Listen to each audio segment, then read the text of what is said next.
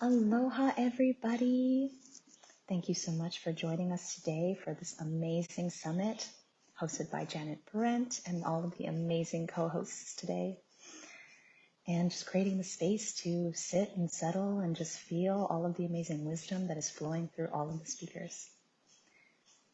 I'm just going to take a moment to let everyone arrive before I get started. I'll just make sure all of my things are up in order here.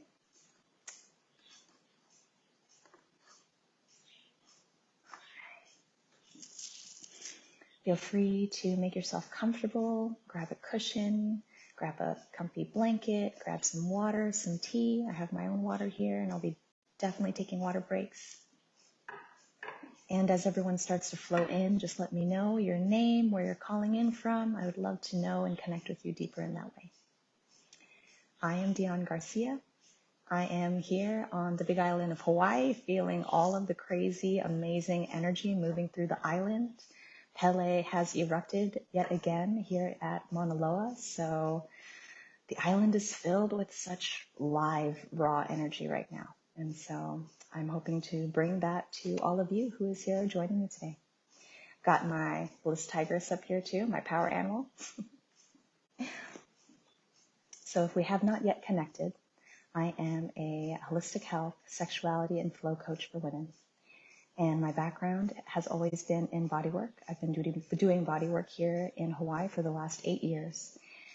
And my journey in the last couple of years has really given me a unique perspective just on what it means for us women to create a lifestyle that truly brings a harmony of self-care, of sensuality, and presence. And so today my intention is to share my perspective, to share a little bit of my story, and just share little tidbits of the kinds of practices and mindset shifts that have been really powerful for me, especially during the last 2 years of COVID and coming out of COVID. And for me specifically, going through some really major life changes, being grief, moving through grief, healing through grief, and allowing grief to be this way of transforming my life, truly, and finding a way to find pleasure, power, and purpose while in the midst of grief. So anyway, before I jump in, I want to see some names. I want to see some places while I take a sip of my water.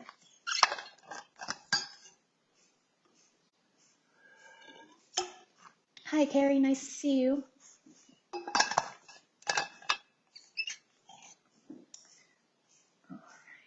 Still trying to figure out going live on my phone. So if it takes me a second, I'm just kind of trying to figure out how I can see all the comments at the same time. And so I always like to start every session, every workshop, every talk with a mindful moment. Hi, Sierra. Thanks for joining us today. Just letting everyone know to get comfortable, get your beverages, set the stage for you to receive this wisdom today. And truly the wisdom that I'm sharing is really just a reflection of the wisdom that is already coming through you. And if you felt called to sit with me today, then I can only imagine that you've been going through so much in your life and you've been called to really see your wounds as the way. And one of my favorite quotes from Rumi is, "The wound is the place where the light enters you." And so that's kind of the premise of this whole chat that we're going to have today. And so before we go into my story and a little bit of what I do, I would really love to just invite you to get settled now, to arrive here, to let go of everything and anything that has happened before this call, everything and anything that will be happening after this call. And just allow yourself to truly find that settled place, that presence. And here today, I invite you to really allow yourself to feel the presence of love, because love is truly the way, is the way that we transform our wounds into wisdom. Love is the way and the essence of who we are. And when we are disconnected from love, that is the core wound that we all share. That core wound of being disconnected to love is the same wound of being disconnected to God, to our higher self, to our higher power. And then it develops and branches out to these other wounds that we are very familiar with, which is the wound of feeling not enough, the wound of feeling that we don't have enough, that we can't do enough, the wound that we have to constantly prove, that we have to constantly struggle and fight. And that has been something that has been weighing so heavily on my heart the last couple of years. As a body worker and just a holistic health coach and sensuality coach for women, I have met so many women and spoken with so many women who have gone through such hardships, whether that's sexual abuse, sexual trauma, domestic abuse, maybe even harm to themselves. And I have actually experienced a lot of those things. And it has been the reason why I started my journey as a body worker, as a health coach, as a sexuality coach, is because I needed to heal myself. I needed to find a way to want to live again, want to truly live a life that was fulfilling, that was soulful, that was connected. Because everywhere I looked around me, everyone was so in pain. They were suffering. They were carrying around this heaviness. And I too have carried that heaviness for so many years, in my childhood, in my adolescence, into my adulthood. And I know that this heaviness is not mine alone. I know that it comes from my mother. It comes from my grandmother. It comes from all of the generations that came before me. I am a first generation American Filipino, and my family has come from the Philippines, and they've gone through such hardship to make my life possible here in America. And I don't know so much about my great-great-grandmother or great-great-grandparents, but I know that they came from poverty and they came from abuse. And in myself, I know that this has lived on through me and my sisters, and I've seen it in my friends, and I still see it to this day, everywhere I look. And so my mission, my intention is to just be someone who can shine a beacon, to remind us, to remind myself, to remind the people that I come into contact with that the wound is not the end. It is not the dead end. It is actually the doorway. And so with that, I will get started. So I invite you now to just settle in your seat. If you want to lay down, feel free. But we're just going to take a minute or two to really settle into our bodies, because the things that I'm going to talk about, sharing my story, might be triggering. And if it is, I hope that is triggering you to only see that you can be courageous, that you can be brave, that you can endure and actually transform. And not only face constant change, but you can actually transform and see that there is a different way to experience your pain, and that your pain no longer needs to be suffering. And whatever your suffering looks like today, I hope that this conversation allows you to ease a little bit more into that and just see that it is not the end. And so let's close our eyes. And we're just going to take 3 nice, slow, deep breaths. We're going to breathe into our sacral chakra, that space in the pelvic bowl, connected to our root chakra. And just breathe deeply into the belly and drive that breath into that sacral area. And let it out with a sigh. 2 more just like that. Deep breath in through the belly, down into the lower chakra.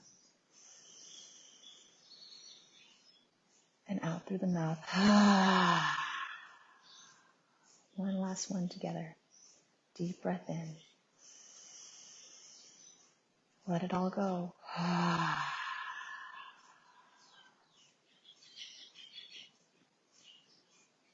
And just take a moment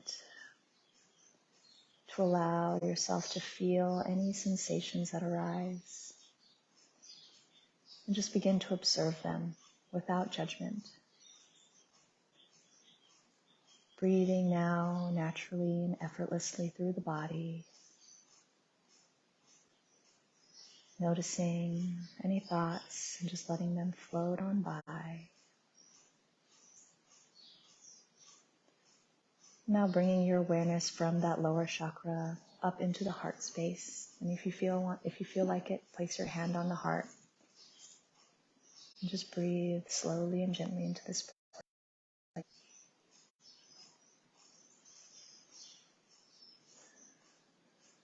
Today we're going to be talking about wounds and wisdom. And our heart truly is the bridge between our instincts, our intuition, our connection to spirit. Our heart is the bridge from our womb to our brain, and it's such a beautiful and important work today that we're doing, coming to terms with how we feel, what we desire, what have our wounds been, and what wisdom they are leading us towards.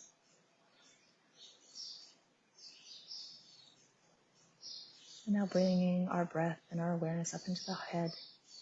Just thanking our head, our beautiful mind and brain, for being willing to hear today, for being willing to take on different perspectives so that we can understand greater, deeper, and more about our life and ourselves and others. And if you want to, if you feel called to, bring your hands to the heart in a prayer. You can gently bow your head towards your heart, this amazing wisdom that is within you, that is within us, that we're going to share today. And I always like to call on our angels, our archangels, our spirit guides, our higher self, the source of all love, light, and creation, to be with us, to allow this talk to be something that truly serves us and serves others, allows us to see and connect with that original place of love that permeates through us, that is able to break through any struggle, any fear, and allow us to invest in the losses that we have, the wounds that we have had, and see those as a beautiful seed that we are planting in our lives for future harvest, a harvest of wisdom, a harvest of a greater knowing, a greater connection of who we are and who we came to be in this world.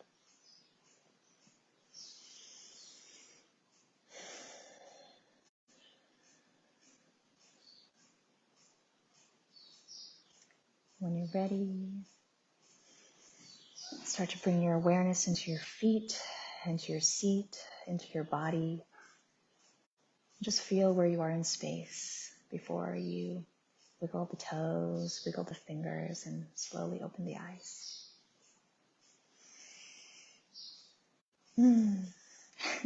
Hi, Janet. Ooh, cool, Orcas Island. I've always wanted to go there. Hopefully someday I will and see all the beautiful orcas. 2 speakers in a row in Hawaii. Oh, that's so cool. Well, thank you all for joining me today and just for being here, being willing to sit and listen. And so, a little bit about me, like I was saying, a body worker, holistic health, sexuality, and flow coach for women.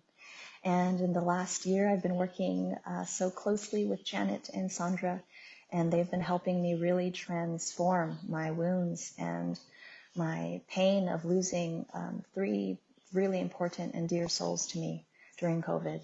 And I went through a great depression and even suicidal moments and even self-harming moments, all of the patterns that I thought I had overcome in the last decade of being someone who facilitates healing for people. I realized that grief was actually the doorway. Death was actually the doorway to this next level of my being, of becoming this next level of how I can serve. And so what I'm sharing today is really what I have been working on and what I have been really writing and trying to transcribe from my own heart. And so I hope that in my story, you hear a little bit of your story, and that overall, what you get from this is hope, is faith in yourself, is a desire to see your wounds, see your pain and your suffering with more love, with more compassion, and with more understanding. And so I have little notes here to make sure I don't forget anything. So like I was saying, what I have realized in the last year is that the great losses that I've experienced, I lost a really good, actually one of my best friends from college. He had overdosed in Seattle, and he had been fighting his addiction for so many years. And the last time I had a conversation with him, I actually thought that he was getting better. He told me that he was going to change his life. And a month later, I saw a post on Facebook that he was found dead on the street. And that was kind of the beginning of this opening of my heart. At first, of course, this opening felt like, frickin' hell. It felt like hell. It felt like my heart had been brought down to this dark place because the people that I had lost their lives to this dark place. And I'm sure I'm not the only one. I know some of you out there have seen others or have yourself experienced such a dark place where everything feels like nothing can get better. Maybe you feel like you're a victim to your circumstance, or a victim to other people, or a victim to your own internal dialogue. That has been something I have been constantly working through in my life. And I want to say to you is that you don't have to be a victim. And there might be a time in your life where it is true. You feel like you're a victim. You feel like you're trapped. And that time can expand into years, into decades. And how this feeling of being trapped, of being held down by something, maybe something physical, like an illness, or maybe something in the spiritual space. Maybe you feel like you're even possessed by this negative thinking, these negative thoughts, that you're not enough, that what you're doing is not enough, that no matter how hard you fight this addiction or this disease or this feeling of being unloved can feel so disheartening, can make you feel so alone.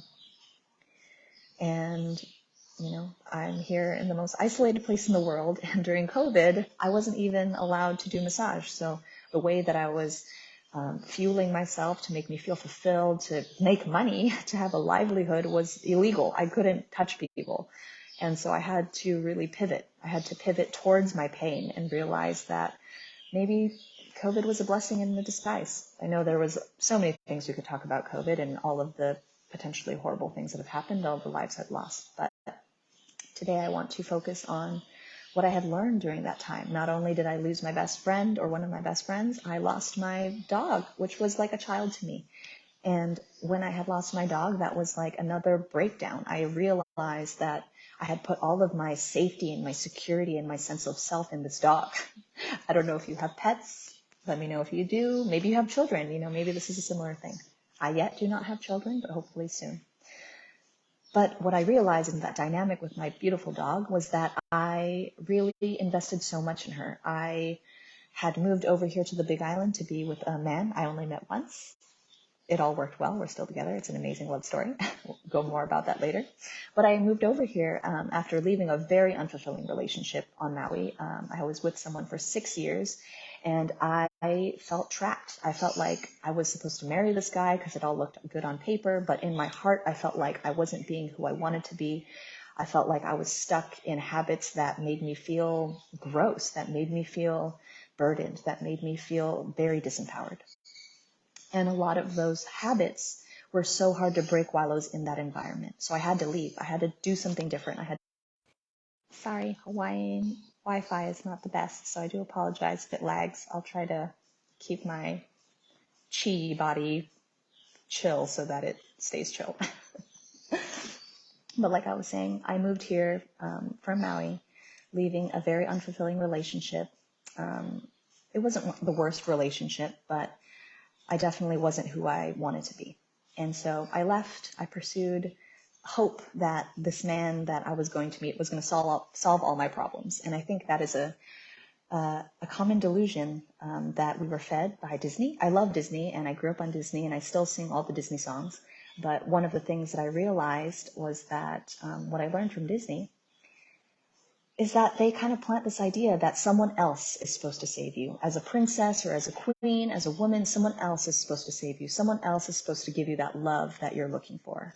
And that's what I was doing. I was looking for love in my dog. I was looking for love in my friends. I was looking for love in a partner. And so throughout this journey of my life, I've really had to come back to the reality and to the truth that the greatest wound that I carry is that I'm unlovable. The greatest wound that I carry is that I'm unlovable, that I'm undeserving of love, and that I always have to fight and struggle for love. And even more so, that my body is just a thing that gets me that love. Backtracking a little bit, what had led me to becoming a holistic sexuality facilitator was that in my younger years, I and my sisters went through molestation. And it was within the household, so it was something that I couldn't run away from. It was something that over time really impacted my body. And it really made me so disconnected from feeling safe. It made me feel so disconnected from my body. And subconsciously, I learned to believe that my body was just a tool to get attention or to receive harm. And so you can imagine going through life thinking that or not being disconnected, or not being connected to my body, and just thinking it's this transactional place, and how lonely I became in my body. My body was not mine. My body wasn't mine to enjoy. My body wasn't mine to drive or to dictate. It really was just this empty place. And so my whole life I had searched for someone to love me, whether it was my friends, whether it was boys. And on the flip side of being someone who has been sexually abused, some things that can happen is that you over sexualize, or you become hypersexualized. Maybe that has happened to you. I've definitely gone through times in my life where I became hypersexualized and then hyposexualized, where I no longer could feel safe or pleasure being touched by my boyfriends or even myself. And so for so much of my life, I didn't touch myself. I didn't know how to touch myself, because that was only something other people did to me for their own pleasure. And every time I touched myself, I would feel all of this shame, this guilt. And of course, growing up in a Catholic home, we never talked about sex. We never talked about sexuality. We never talked about sensuality. We never talked about what it means to be a woman in this body and how to carry it with worth, or to feel good about what our body looks like and the things that happen in our bodies. And so, moving forward now, when I had met my current partner, he really taught me so much, because he himself was someone who had gone through his own healing journey. And I'm not going to go so much into it right now, but before I met him, he had this crazy traumatic accident where he became paralyzed from the waist down. And so he was actually the one who introduced me to Tantra and to Taoist practices. And he did that because he needed to heal himself. When he was paralyzed from the waist down, he lost all feeling, all ability to use his penis, his cock, and he couldn't feel. I mean, not only couldn't he feel his legs, but he couldn't use his cock. So this brave, amazing, courageous man had to teach himself how to feel, how to heal. And so when I met him 10 years later after his accident, he had already been on this path, and we hit it off so well. Like I said, I flew over here for one day, met him once, we had sex once, and then I decided to fucking move over. I took a leap of faith. But what he taught me was that I actually still carried so much wounding around my sexuality, around my sensuality, and around my body. The first time we had sex was so beautiful and it was so passionate, but at the end I cried because I had just never felt so vulnerable. I never felt so connected to in that way sexually, and so I didn't know how to handle it. I broke down and cried, and he held me in his arms, and he just reminded me, and he was so loving, and he just said, hey, it's okay to be vulnerable. And from that moment on, I started my journey. And a couple months later into dating him, he introduced me to my teacher, and I went to Thailand, and I attended this amazing 1-month training to become a bliss school facilitator, and that's holistic sexual wellness. And throughout that time, so many wounds came up. I had no idea that even though I was sexual and I enjoyed having sex, that I just had so much wounding around my own body. It was hard for me to look at my body without feeling shame, without feeling embarrassment or guilt. And throughout the different rituals and practices that we did in Thailand, one was yoni gazing. And this has been something that has changed my life, especially in that moment when I was there in Thailand with these women. What we did was we gathered in a circle and we undressed and we made it beautiful. It was a ritual where we really just dropped everything that we believed we had to carry, whether it was clothing or a mask of who we believed we needed to be seen. And so in this circle of women, we lay down and we took turns gazing with unconditional love, with unconditional compassion at each other's bodies and at each other's yonis. And what happened to me during that time, I realized it was so easy for me to carry that loving compassion and unconditional love for other people. I felt like that was something, through body work and through coaching that I have developed and have strong, skills at. I love to love and I love to give. But when it came to receiving, when it came to being seen, I just broke down. I was like, oh my God, I've never been seen this way. I've never been fully seen in my vulnerability, legs spread open, yoni fucking puckering out and everything. And it was just so profound. And since that training, I have, slowly been uncovering my wounds around what it means to really feel safe in my body, what it means to see that all of these ways that I had been putting out, I was really just begging for someone to put back into me.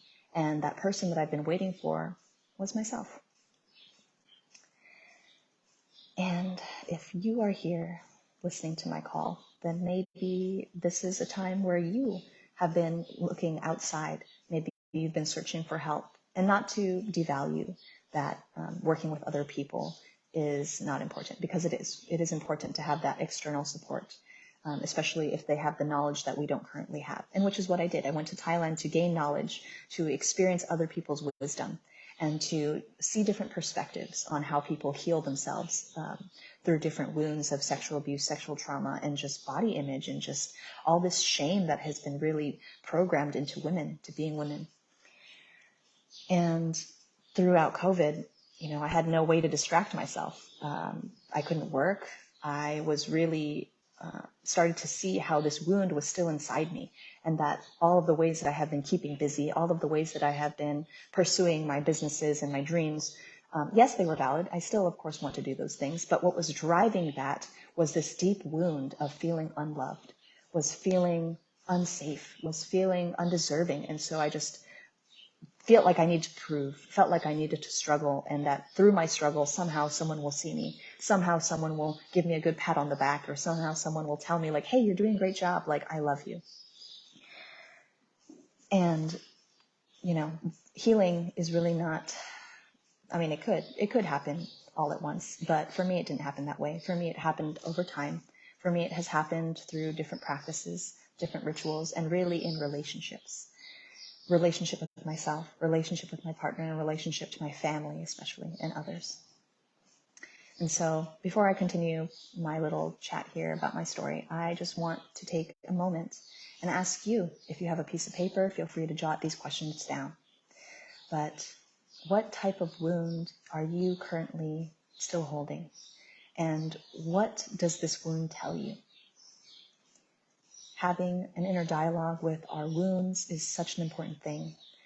Most of us run our whole lives, or spend our whole lives, running away from our wounds. We try our best to deny that they are there. We do our best to reject any part of ourselves that we feel is weak, that we feel is gross, or that we have repulsion towards. But really, what healing is feeling. And that is what I had to really dive into and immerse myself in during COVID, was this immense time of isolation and feeling. And when you're isolated, there's so many feelings that happen. You have no way to, I could have, I could just drown myself in Netflix, but I'm a deeply feeling person. And so when I started to feel all of this despair and pain and suffering that I've been carrying for years, and then added on the grief that came when I lost my best friend, when I lost my dog, I realized that this wound was so alive and was still pumping in my veins, and I needed to face it. And so after my dog died, I spent that month fighting an injury. I had never really been injured before. I'm pretty healthy and I don't do anything crazy to injure myself. But after my dog died, I was kind of putting a lot of my energy into training Kung Fu and martial arts. And we would practice for 3 hours a day at that time. It was amazing, but I overtrained and I ended up straining or spraining my hip flexor. And I had never experienced this kind of debilitating pain. Like every time I would sit up, there would be this strong, striking feeling in my spine that would make me gasp. And so I didn't know what to do about it. And a lot of the feelings that were coming up was this deep grief. And maybe that was part of the healing, was to feel this pain of losing my dog, of losing my friend, and just that pain manifested in my body.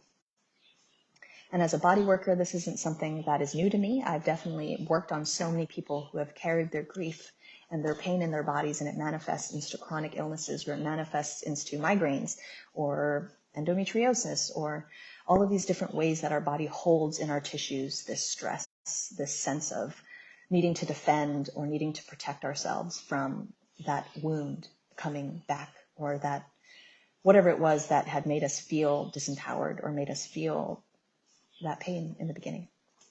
And so I had to do my own job and seek out bodywork help. And thank God I had some wonderful bodywork friends that could walk me through my own pain. And it wasn't easy. It didn't feel good to lie there and receive help.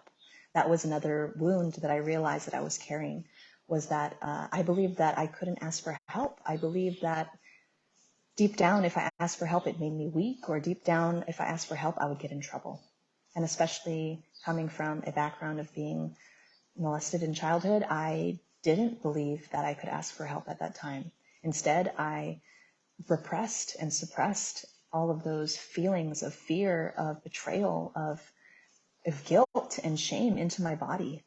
And when I was in Thailand, I realized through the practices and rituals that we were doing of things like yoni gazing and yoni massage, that not just my body carried this shame and guilt, but my yoni carried this shame and guilt. And so when I was going through grief of losing, my dearest friends, I realized that grief was again now manifesting in my hip flexors. And women tend to carry a lot of stress in our hips, of course, our shoulders and our neck, like always, but in our hips, in our sacral area. And this can really disempower us because we feel like we can't move forward. And I physically couldn't move forward. I couldn't walk. I felt like every time I took a step, it would be jolting pain. And so there was a part of me that just wanted to hide from that pain and just keep laying down and just, resting, which I did. I was resting. But looking back now, I realized that there was a part of me that saw resting was actually avoiding. The part of me that didn't want to ask for help, that didn't want to go get body work, that was avoiding. That was not resting. When I finally admitted to myself that I needed help, that I needed someone else to hold space for me, that was receiving, that was resting, and then I could actually receive healing. And so after that bit of moving through my own pain and realizing that I was carrying the guilt of losing my dog, the day that my dog died, I was working and I was so focused on whatever I was doing that day on my computer. She was sitting next to me and looking so cute, but I had no idea what was happening. I had no idea that she was trying to signal to me that, hey, I'm on my way out. And she died that night in my bed. And I carried that shame and that regret that I didn't spend more time with her in my body, in my hips. And I couldn't admit that to myself at first. I just thought I was sad because I lost my baby. But that pain lasted over a month. And I was like, okay, this is more than just feeling sad. This is something that I'm repressing. This is something that I'm holding in and I'm not allowing to feel. And so after that, after being able to move again, after receiving help from someone else and being held in a loving, supportive space, I wanted to share this wisdom with my sister, my beautiful younger sister, Chanel. She was messaging me that week and we were playing phone tag, and she had been going through some really hard stuff. She had also lost several of her closest best friends. They had taken their lives, suicide in the last couple of years. So she knew all too well that feeling of grief, all too well that feeling of suffering, and feeling so confused about why these beautiful people would take their lives. And so I felt like I should call her. And so I did. I called her and I told her, all the things that all this wisdom that was coming through after healing my hips and feeling into my grief. And I just really felt like I needed to communicate with her, like, hey, this is what grief is telling me. This is what I'm learning from my wounds. This is what I'm starting to really understand about myself. And I just want you to know that. And my sister is only 2 years younger than me, and we have always been like this. She's kind of been like my twinsy. I'm the oldest of 4 sisters, but she was my first sister. And so we always had a close relationship, and she was like my best friend, my first best friend. And so I knew her heart had been hurting for a long time. She too had endured abuse. She had been really treated poorly by men, and she also suffered from a similar victimhood that I did, feeling that she wasn't enough, feeling that she constantly had to prove, feeling that she gave so much to other people but couldn't receive love herself. And she would tell me this, for years. And so I knew that I had to share with her what I was learning about my own wounds, about my own healing, especially through the heart, what I have been learning through grief, and feeling grief instead of running away from it or rejecting it, or just dwelling in it and not actually allowing it to move. And so that was the last phone call I had with my sister.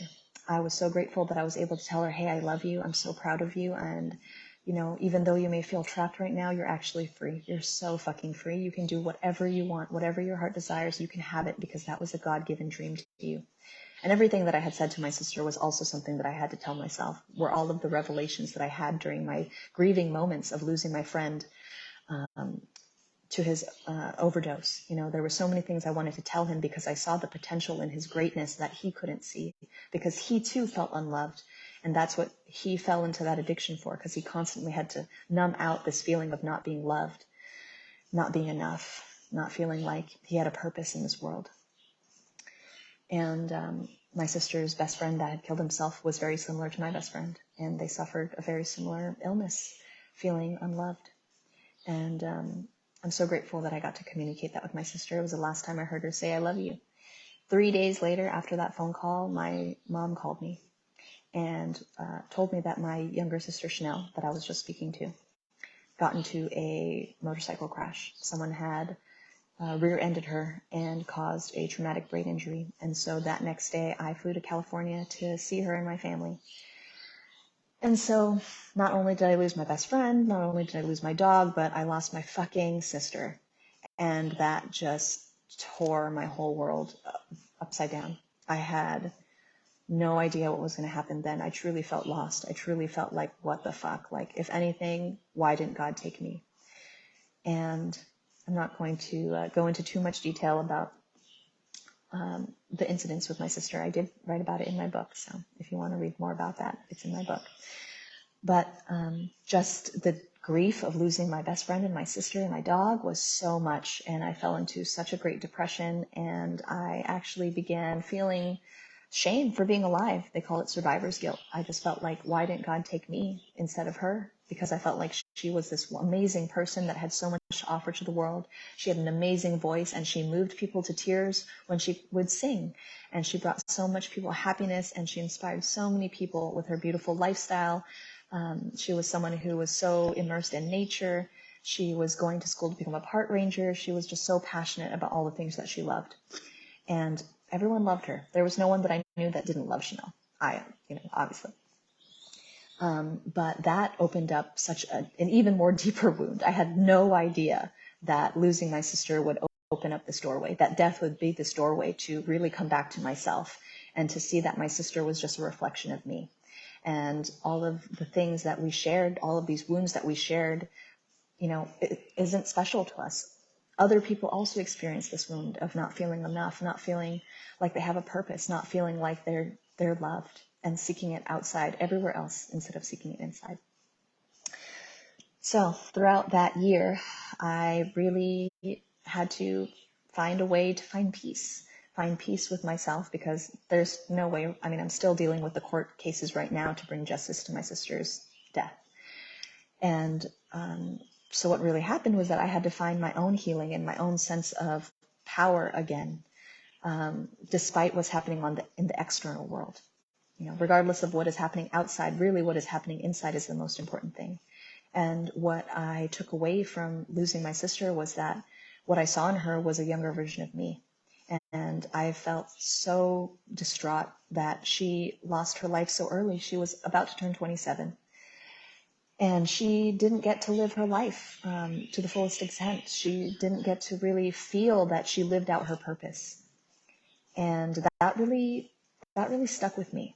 That really did something to me, where it lit a fire inside of me, and it made me realize that, like, of course, yes, we know that life is very finite and that we really have no idea when we're going to die. And so every day, every moment, every present moment that we have is a gift. And that in each of our present moments, that's where we generate our power. It's not in the past. It's not in the future. When we focus so much on living, focused on looking at our wounds, focused on being a victim, we live in this disempowered place. We live in fear. We live in this need to sacrifice, to constantly give away our power. But throughout the last year, what I've realized is that I don't even need to do anything on the outside to change that feeling, because really what needed to happen was to realize that I've been looking for my love all along. And so the gift of my grief was realizing that I wanted to love myself the way my sister wasn't able to in her lifetime. I wanted to love myself so fucking much that no matter what happened with my businesses, no matter what happened with my partner, no matter what happened with my friends, that I can have this powerful place of love inside of me. And that really, the thing that made Chanel powerful was that she was able to transmute this love to everybody. She was able to give this love and make everyone feel so safe, so loved, so treasured. And I wanted to take on that superpower that she had, and I wanted to continue that for her. And so I had to apply it to myself. And in the last year of writing this book, I really had to become a product of my own teachings. And I spent so much of my time just really deepening in my somatic healing practices, in my sensuality practices. And the topic of this talk is supposedly how to make love to your wounds. And what did that look like for me? Really, it was learning to become my own lover. Someone, not just a lover, a sensual lover. Of course, that is part of that. I had to learn to touch myself softly, how to listen deeply, how to listen without judgment, but also how to make love to myself, and not just in the physical act, but how to create this channel of love for myself, how to open my heart, no matter how deep the wounds, no matter how strong those voices of doubt, of fear, of you're not enough were, and to realize that love is the most powerful healing force in the universe. It is the most powerful creative force in the universe. And to make love to our wounds simply means it can look like however you want. For me, it was taking time to dance with myself like I would, seducing a man. It meant taking time to create art from my pain. So I started writing poetry again, just started writing letters to myself again. It meant taking time to gaze into my yoni like I did in Thailand, and to realize that all of those wounds were still open inside of me. And like you would a lover, like we talk about in Tantra, when we want to heal these sexuality wounds, really it begins with acceptance. It begins with accepting that there is pain there. But eventually, if we sit with that pain enough, it will dissipate, because pain is really just a message of the body, of the mind, but it is not who we are. Suffering is a choice. We will always have pain, but we don't always need to suffer. And that's what I had to realize, was that I was actually causing a lot of my own suffering. Yes, I had deep grief, and I was having suicidal thoughts, and I was having all of these moments where I wanted to bargain with God. Why her? Why not me? And those thoughts were causing me suffering, so much suffering. And I realized that I had to find a way to allow myself to change those thoughts. I had to allow myself to change the patterns that I had in my body of feeling closed down, of shutting down. And it took time. It definitely took time. Me and my partner have an amazing sex life, I like to believe. But definitely during the first couple months of losing my sister, there were waves where I just could not have sex. Anytime I felt any intense emotion, my body would shut down. My mind would shut down. I would just be paralyzed. And I realized that even though he was kind of the inspiration for me to be on this path, he was not the answer. And he always is a loving, compassionate space for me to be in. But what I needed was that space for myself. I needed to create a space where I could become my own lover, where I could become my own best friend, where I could become my own healer and my own heroine, my own hero of my story. And realizing that was my gift that I could offer my sister and my best friend and my dog and all the people that have turned to me in their times of darkness. And realizing that they were just all reflections of the self within me that felt alone, that felt afraid, that felt like there was no one out there. And that was the greatest wisdom that I received during my grief, was that all of these different types of pain, all these different types of suffering that we may endure in life is not who we are, and it is not forever. And there are times, yes, maybe we cannot control the conditions of what we're experiencing in life, but we can always control our responses. We can always control our internal dialogue. We can always control our internal situation. And I'm going to take a drink of water now. Sorry, I've been rambling there. I got really in a flow, but I would love to hear about any of the things that you've been going through, any of the wounds that you feel like you've been struggling to really feel and heal. And what is it, do you think, that is keeping you from being in that space of creating healing or experiencing healing for yourself.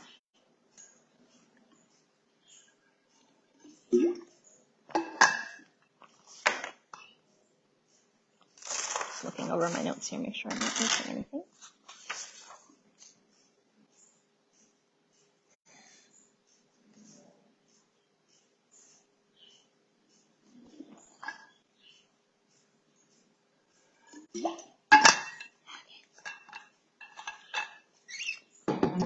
So other than realizing, having the mind shift that the wound is the way, the wound is the pathway to the wisdom, I also realized that I had to make love the priority. And this was the biggest key to my healing, was that I was not prioritizing love.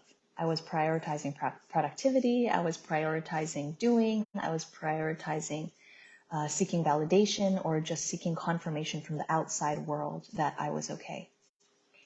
And although that is important, all of those things are important, what I realized was that the greatest form of receiving healing is just to make love the priority, and to realize that I was holding love from myself. And some of the folks that I've been talking to recently have been going through some tragedies, some really hard times. And what I've noticed is that a lot of the women that have been stuck, feeling trapped, feeling like they can't get out of their abusive relationships, or that they can't move past their inner dialogue that tells them that they're not enough, that they can't have the life that they want, that they have no purpose, is that they are not making love the priority. What they're making the priority is fear. What they have made their God is fear. And that is a learn. Simply just make love the priority today, whether that is offering yourself a loving touch, a hug, a massage, making yourself your favorite beverage, taking yourself outside and just remembering the beauty and the abundance that is around you. Make love the priority. Make love the way for you to see your wound as a pathway to your next level of yourself. I want you to just take a moment and imagine, who would you be without this wound? But do your best to see this from a place of love, to detach from the story, which can be difficult if you are in chaos, if you're in confusion. All of the thoughts and all of the stories that go through our minds can be so convincing. You're not enough, you're not doing enough, no one loves you. These can be so convincing. But I invite you to make the shift, to pursue reality, or to pursue truth as your main reality. What does that mean? Break it down to first principles. And start to look at your inner dialogue. Start to look at the ways that you think from a place of, is this really true? Is this really true for me? Is this really true in the moment? And if it's not, let it go. Let it leave you. Let it leave your body. Let it leave your mind. And it takes time. But that time is really for you. Time is just an illusion. Time was created by man. If you threw away your clock, you wouldn't know what time was. So really, it's not that you need time, but it's that you need love. And so just create the time to make love to yourself. Create the time to start seeing your wounds as a pathway to your own wisdom. Imagine that you can talk to a future version of yourself, or a parallel reality version of yourself that has already overcome these things, that has already lived past these things. And what would she say to you, or he say to you? What are the things that they already know, that they've been able to do and be and have because they were able to heal these wounds. They were able to make themselves whole. Because truly, when we live from a wounded place, what we're really looking for is just to feel whole again. But you're already whole. You're not broken. And that was something I really had to realize, was like, just because I lost my sister in the physical reality, she is not separate from me. If anything, now she's closer than ever, because now she's not bound by time or space or her body. And that is the power of love. You realize that love has no boundaries. Love can truly expand and contract. But when we live from this place of woundedness, if we can only see through the lens of our wounds, then we see life as fragmented. We see ourselves fragmented. We are looking for other people to put the pieces together. But you already have that. You already are that. And it just begins with finding acceptance with what has happened, what has transpired, and the fact that we cannot rewrite the past, but we can be here now in the present. And the present moment is where our power is. And the most powerful thing that you have is the ability to love yourself despite everything and anything that is happening to you in life. And realize that maybe the wound is happening for you. If it wasn't for experiencing sexual abuse in my childhood, would I be working with women in this way around healing their sexuality? I don't know. I don't think so. But what an honor it has been to be able to be someone who can sit and hold space for women to heal themselves in this way. It has truly been so fulfilling for me. What would it be like if my sister was still here? I think about that sometimes. And I try not to dwell on it because she's still here in my heart. But would I have felt this immense urge to live my purpose, to prove to myself that I am everything that I need, that I already have the love that I need and that I want and I desire, and all of the desires and dreams that God has given to me were meant for me? I don't know. But what I know now is that this powerful source of love that is flowing through me now is because of the wounds that I have. And the desire to heal myself is because of the wounds that I have. And living in the wound is not so bad if you are able to see that it's not forever. If you're able to see that it's just a pathway to your wisdom.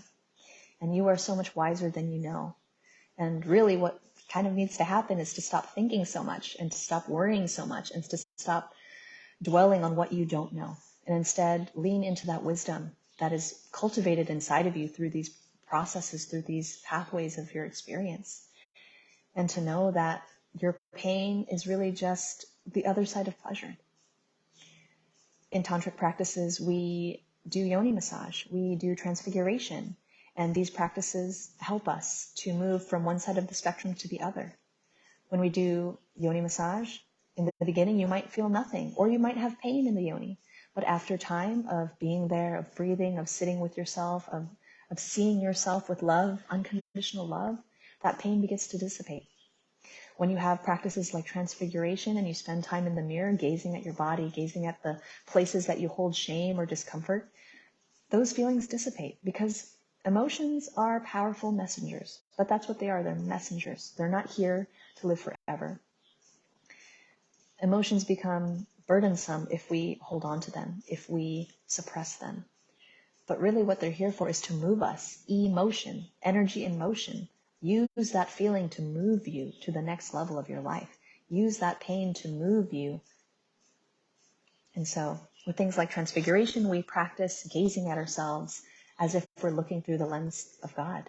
Because that's really what we are. We are particles of God. We are God embodied, Goddess embodied. And when we are tapping into that powerful place of love, we are instantly connected to our purpose. I think something that I have fallen prey to, and my sister too, was thinking that purpose has to look like a job or a specific calling or career, but it's not that. Maybe your purpose is truly just to be here to love. That is the greatest purpose. Maybe your greatest success is not just to have $1 million business or to have an amazing relationship or the partner of your dreams or the house of your dreams, but maybe the greatest success is to love and to see how abundant in love you already are. And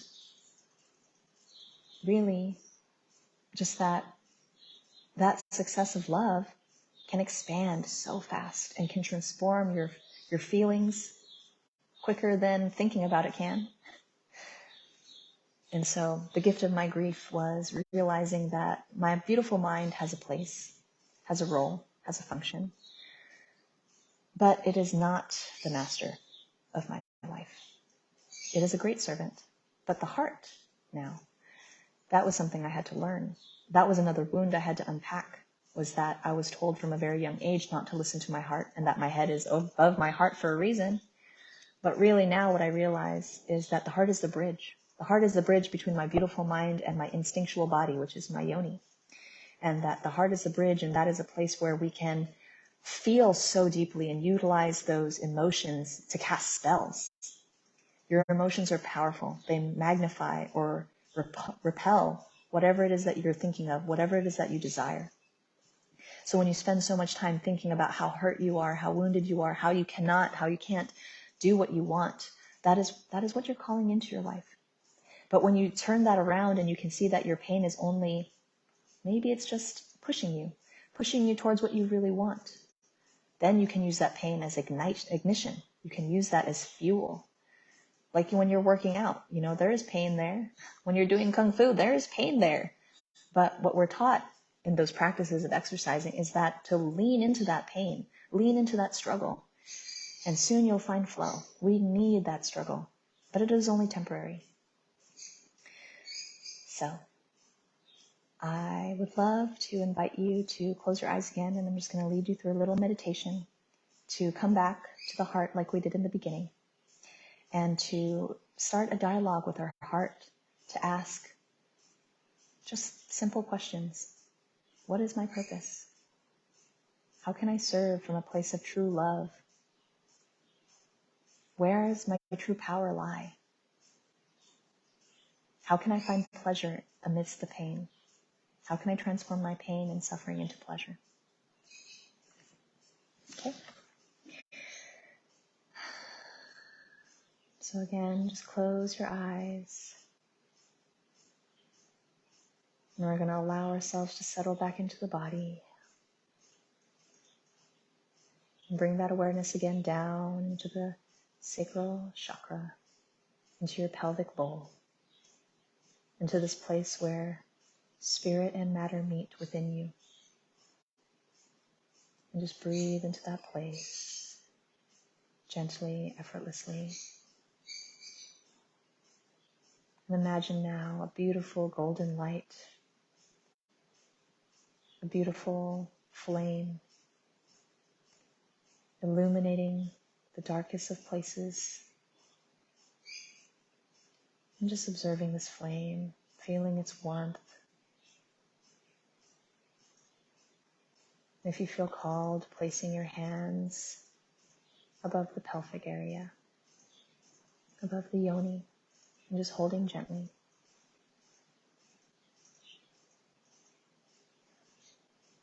What would my life look like if I made love the priority? Just listening gently, breathing softly. And now allowing this beautiful flame, this beautiful golden light to radiate upwards, up the spine, effortlessly lighting up the spine, bringing life and blood and energy into your body through the spine, and allowing it to settle here in the heart. Breathing into the chest, breathing into the back of the body, feeling this warm glow, and asking again, what would my life look like if I made love the priority? Allowing a hand to move to the heart if it feels called. Breathing here.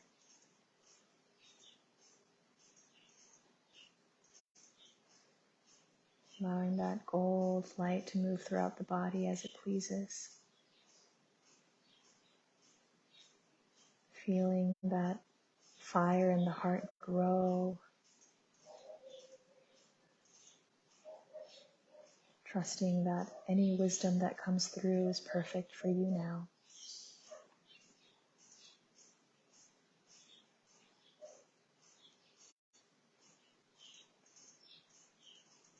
And still seeing that beautiful light in the pelvic area, in the heart. And now bringing that golden light, that purifying fire into the brain, into the head. Imagining that it's clearing away any thoughts, any stories that consistently tell you that you are unloved, that you are not enough, that you have no purpose. Just allowing them to burn in this light. Burn away. And just see now that your body is full of this powerful, loving light, cleansing you, lighting you up from the inside,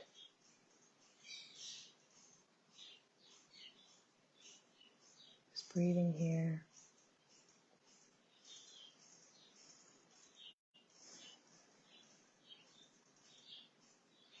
And asking the mind now, what would my life look like if I made love the priority?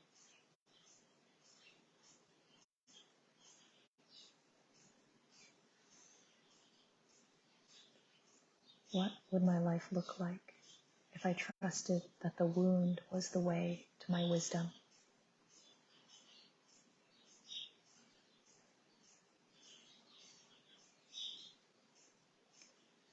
Now just allowing this light to encompass your whole body.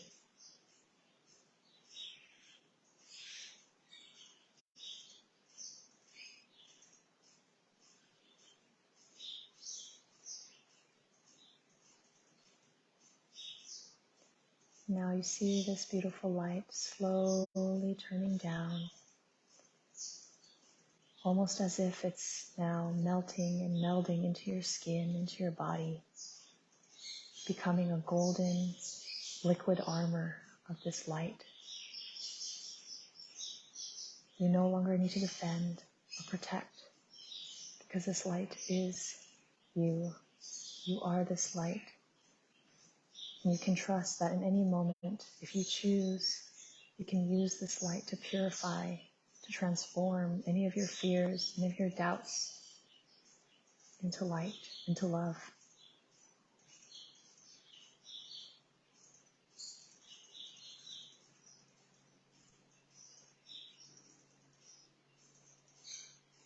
Just breathing in, letting go.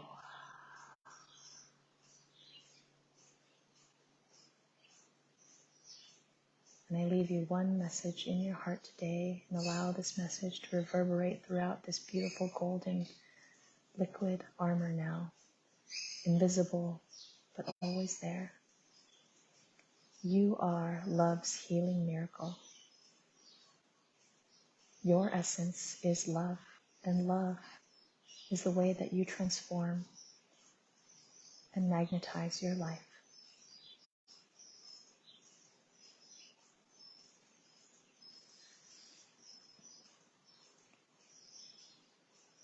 Now just bringing awareness back into the present moment,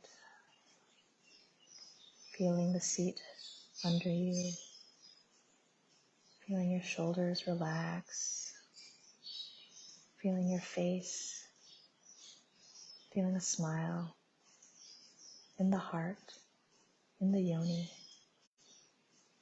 on your lips. Now when you're ready, you can open your eyes. Yay! So that was my little story time today. I'm going to invite you to join my private Facebook group, Breakthrough Bliss.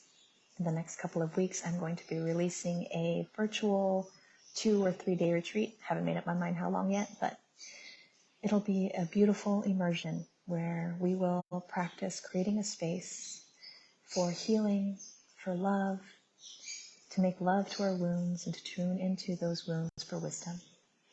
I'll be sharing my body temple dance practices during that retreat, the transfiguration practices, journaling prompts, also some guided meditations that you can listen to anytime.